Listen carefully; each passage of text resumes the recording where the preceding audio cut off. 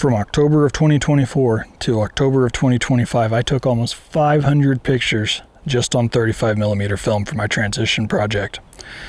They're all developed, they're all delivered. Now I've gone through them all with the exception of 2 rolls of film that I just found. Now, I have to face the harsh reality of being a photographer. 3/4 of these pictures are useless.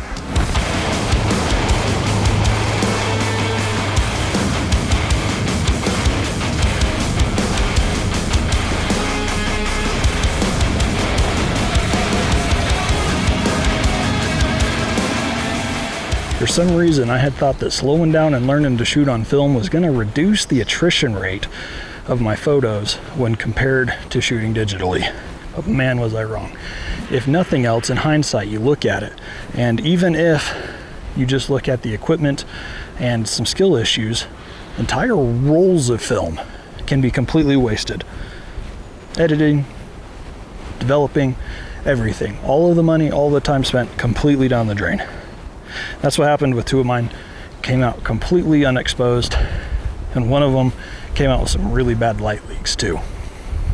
All of this is still preferable to what I was doing as a beginner, where I would just put the shutter on repeat and just let it run, hoping that I don't miss the shots. And that would leave me with like 800 pictures of the same shot to dig through. Fortunately, I don't have to deal with that. But none of these left me with more usable photos than shooting digitally. Don't get me wrong. Too many of these pictures turned out blurry, underexposed, clear subject, all of the things that you would kind of expect from a photo that is technically bad. But some of the heartbreaks are some of the pictures that I wish would have turned out well, but didn't. I've had to throw out almost all of the pictures of the wildlife that I found on the trip. You can chalk this up to a combination of poor lighting, being shot from a car largely, being shot on 50-speed film with a telephoto lens.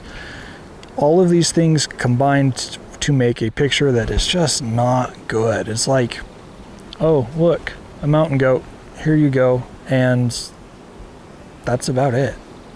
Many of the shots ended up getting culled because while they were framed nicely and technically okay, they didn't really do anything to move the needle for the story I'm trying to tell about my life, transitioning from Alaska to here in Washington, or from military life to civilian life. Like, oh cool, here's some geese. So what? Or this expired roll of Kodak Gold 200 that I shot, which were fine, and it got some really cool color shifts out of it, but they didn't do anything for the context of the photos I was trying to take. Now, that doesn't mean all of the bad, quote-unquote, shots were bad. Like this picture that I got off of that same roll of expired 200 of my brother-in-law. One of my favorite pictures I've taken to date. Or this picture that I took of the UFO-themed Airbnb we were staying at that kind of added a bit of etherealness to it and kind of really added to the vibe. Arguably though, picking the ones I don't want to use is the easiest part, except for maybe picking the absolute bangers I did want to use. It's everything in between that caused me the most mental gymnastics. Like this picture of a man and presumably his son that were just watching these firefighters work on their engine while I was in Seattle for the Animals as Leaders concert. It shows curiosity, it shows daily life. Firefighters have always been close to my heart. Seeing a little bit of the close inner city stuff has always been cool. But what does that really tell about the project? Where is the artistic intent? Or like this picture that I took of my dear father-in-law before he passed away of ALS. I can probably see it in his face that he's kind of upset with me for even taking the picture. But this picture tells everything you need to know about that scene. You can see the emotional and the physical fatigue in both his eyes and the eyes of his wife and of the caregiver. And it captures just a really raw moment as everyone's dealing with the transition through this very unfortunate chronic illness. So do I include that in this project for the artistic value? Or do I respect the fact that he would never want to be remembered like that? And that's not who he was as a person. That's just who he was at that time.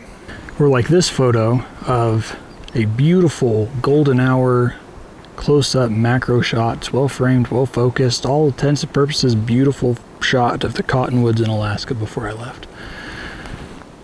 But if I didn't tell you that, would you have known that? And if you couldn't get that from the picture, does it have any place in my fine art project? It's pretty enough. My wife has it set to her desktop right now, and I can see a world where someone would want to hang it in their room, but it doesn't tell you anything. Between all the maybe uses and the definitely gonna uses, I think I've probably got enough to fill this project out, especially when you factor in the 2 rolls of film I found that haven't been developed, and hopefully at least a couple more of both off of each of those. I'm not going to show you any of the pictures I'm definitely going to use. You're going to have to like, follow, and subscribe to see more of those if you're interested in that. But I'm going to make one obsession. This picture I'm calling Hold Fast, and it is a picture I took on Ilford Pen F50 coming through Icefields Parkway in Alberta, Canada, and it really illustrates where I'm at in my life right now. You've got the strength of the rocks, you've got the resilience of the trees, you've got the patience of the water, you've got it all there. It's framed very nicely, and they all seem to be simultaneously at peace with each other and at war with each other, and my life's been about like that. So I'm printing out and selling this picture in a limited edition of 10. It is printed on Honamula bamboo photo paper using archival methods, which means that assuming you do your part to take care of this picture, it will be something that will bring peace to your preferred living space for the rest of your life. The limited edition comes in A2 size. It's going to have about 1.25 inch border, and each one will be personally inspected and signed and then shipped off to you guys. I'm also offering this in a print to size if you don't want the limited edition for a little bit cheaper, and this will be any size basically from 3x5 up to A0 if you wanted it that big. It definitely remains to be seen whether I'm going to be able to pull this project off or not.